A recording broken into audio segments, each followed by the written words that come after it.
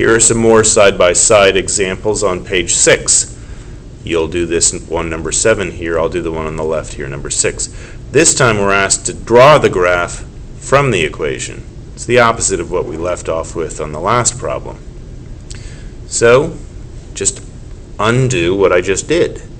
I first have to figure out what the y-intercept is and plot that. The y-intercept is -4.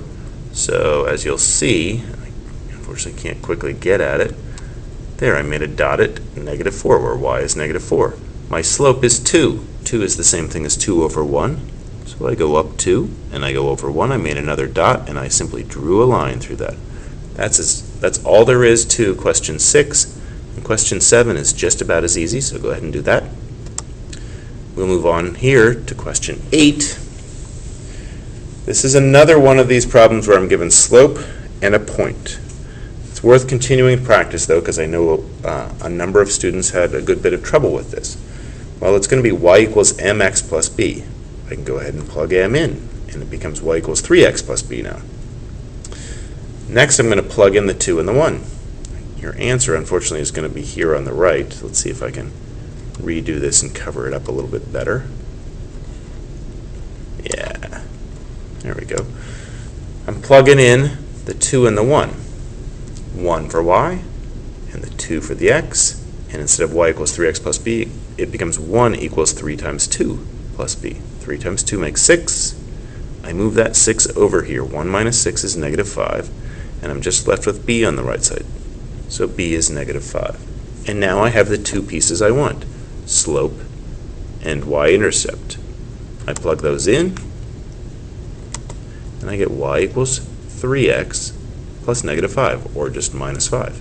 That's all there is to question 8. Go ahead and do something very similar for question 9.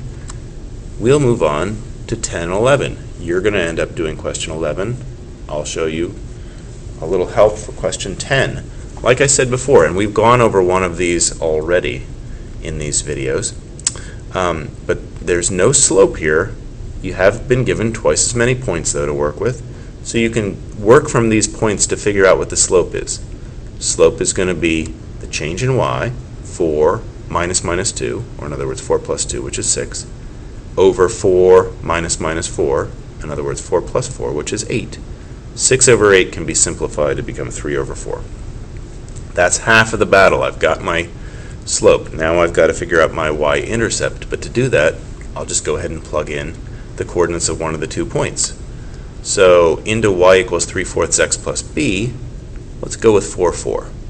So then it becomes 4 equals 3/4 times 4 plus b. 3/4 of 4 is 3. So 4 is equal to 3 plus b. I move the 3 over here, and I get b is equal to 1. Now I've got the 2 pieces I want, slope and y-intercept. I put them together. It's y equals 3/4 x plus 1. Go ahead and do number 11, and that's the end of this page, and we'll move on with a new video to the next page.